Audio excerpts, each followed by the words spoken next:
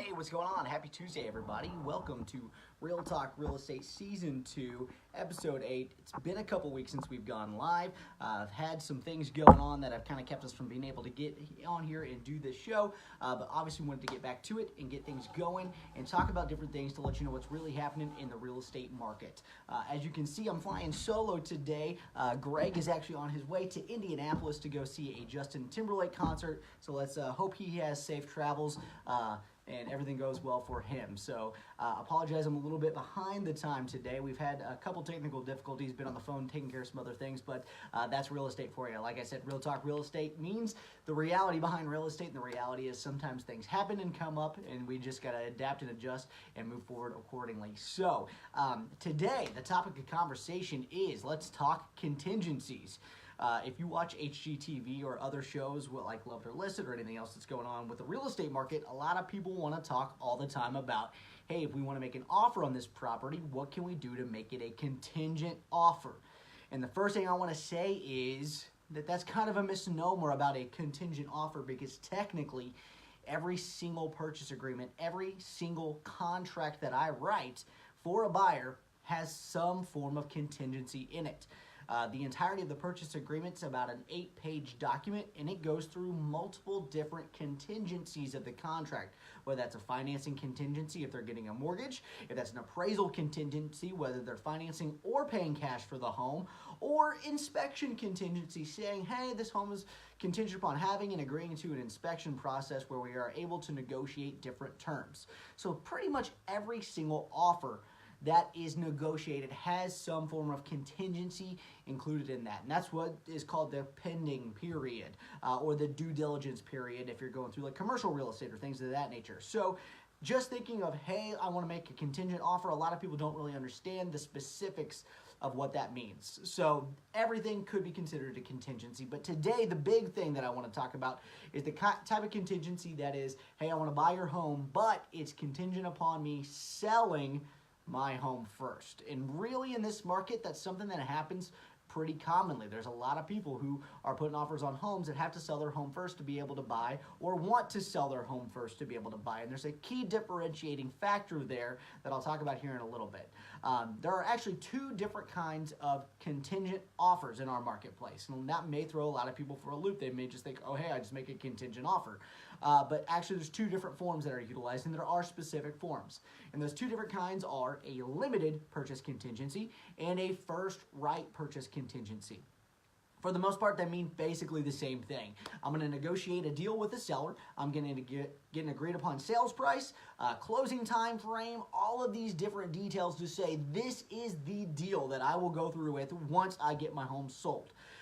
We will negotiate whether or not you're going to have home inspections, whether there's going to be an appraisal, whether or not everything else that would be in a typical purchase agreement is going to be handled the same way. All of that is done the same. The biggest difference there is whether or not the closing of that property is going to be contingent on selling another property first. So I'm going to start off first with a limited purchase contingency.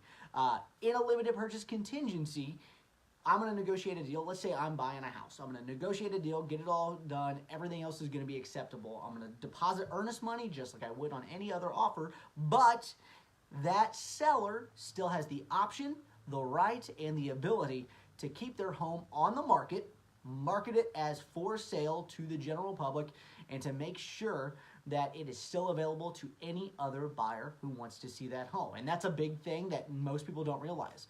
Whether that's a limited contingency or a first right contingency, as a matter of fact, that subject property is going to remain on the market and available to other buyers to look at that home all the time. So even though you've got the terms negotiated, everything's acceptable, everything's good to go, there may still be the possibility that somebody else can come in and make an offer on that home. Now, specifically with a limited contingency, that's typically going to be utilized when, hey, I absolutely have to sell my house first before I'm able to purchase yours. Maybe my pre-approval is contingent upon me making sure that the home I currently own is gone and off my plate, off my debt, before I'm able to actually move forward with the financing for your home.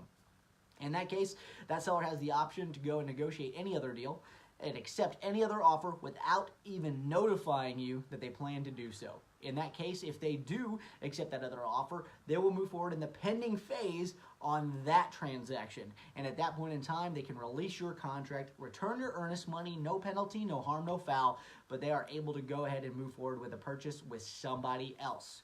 Now, how do I keep that from happening? I can hear a lot of people saying that so already.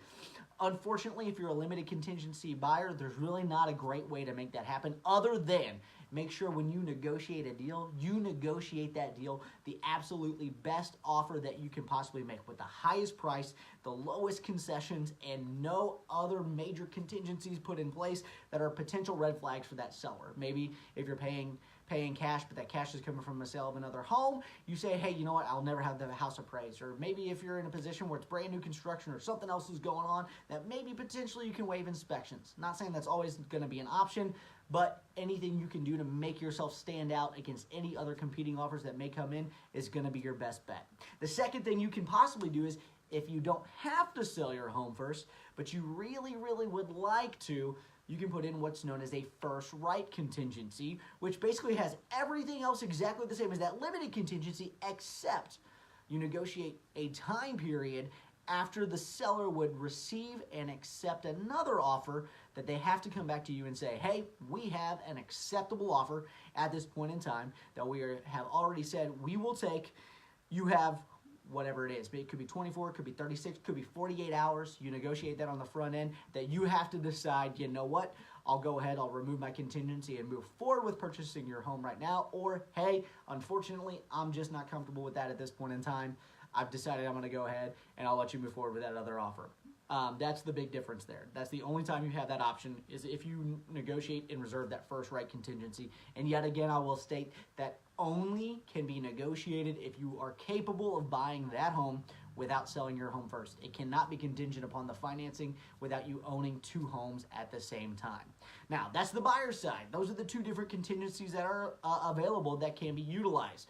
A lot of misconceptions about how those are used. They're not really understood, so I wanted to clear the air on that. Now, on the flip side, as a seller, how do you know what's the best option to accept? How do you know what's going to be the best thing that you can do to make sure that your interests are protected?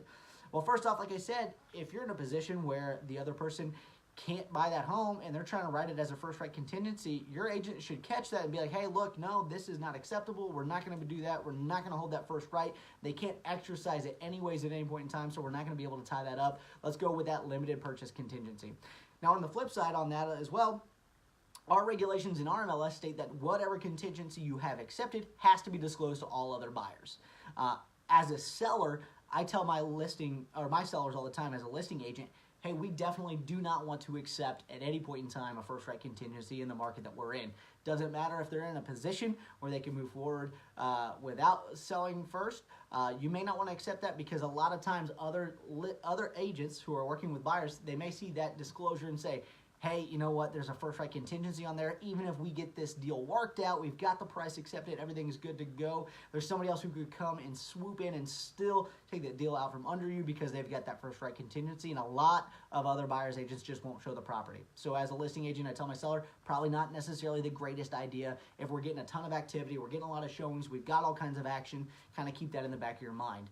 Also with a limited purchase contingency, not a huge fan of the fact that we have to disclose it because sometimes people can say that it can discourage other buyers from looking at it or other agents from showing it because they may not understand the difference between a limited and a first right contingency. But I'd rather have that limited contingency in place because it can also make sure that if somebody else comes in and they're still willing to look at the property, still willing to make an offer, they know that there's something that's already agreeable and acceptable on the table, so they're probably not going to come in and lowball you. So that can help out the seller in that instance as well. So just a couple things I wanted to talk about. As I said, both of these are different forms that are included with the purchase agreement. So if you're ever thinking, hey, I just want to make this offer, I just want to make a contingent offer, there's a lot more detail that goes into it than people realize. I hear that term tossed around all the time on different shows, and tossed around from buyers and who have said to me plenty of times, hey, I'll just make a contingent offer, we'll get the deal done and everything's good. Unfortunately, that's just not the case. There's a lot of details, a lot of facts, and a lot of figures that go into making sure that you